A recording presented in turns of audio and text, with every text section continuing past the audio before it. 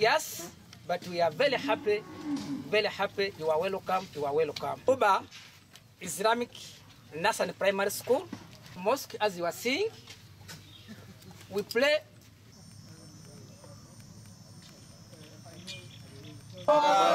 Allahu Akbar wa lillahil hamd.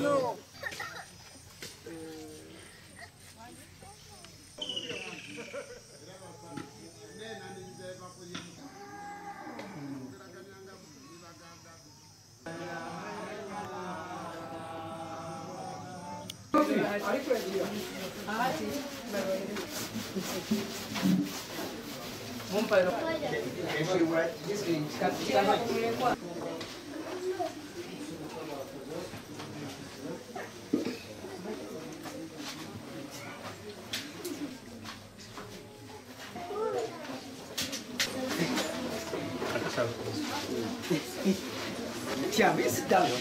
Sit down. Oh.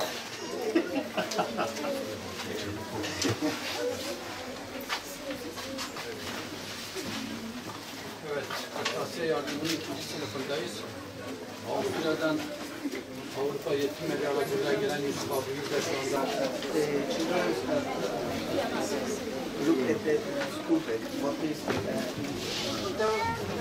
Okay.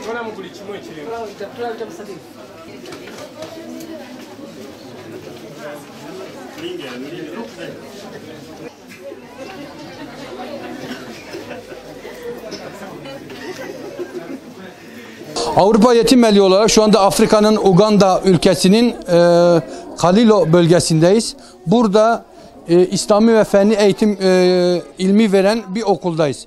250 tane öğrencisi var bu okulun ve bu okulda 150 tane de yetim öğrenci var.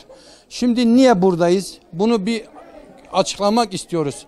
Burada yaklaşık 4-5 gündür Allah razı olsun diğer kardeşlerimizle beraber bölgeleri geziyoruz.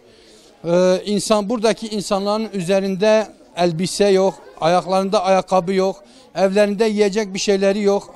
Ayakları yerle bir olmuş çünkü hep ayakkabısız gezdikleri için hep ayakları yerlerle temas ettiği için hep ayakları yara bere içinde. Fakat bizim dikkatimizi çeken ve özellikle de bunu hayırseverlerimizle paylaşmak istiyorum, en çok dikkatimizi çeken nedir biliyor musunuz? Buradaki insanlar, biz kaç bölgeye gitmişsek bizden birincisi mescit, ikincisi okul, üçüncüsü Kur'an-ı Kerim ve kırtasiye malzemesi istiyorlar.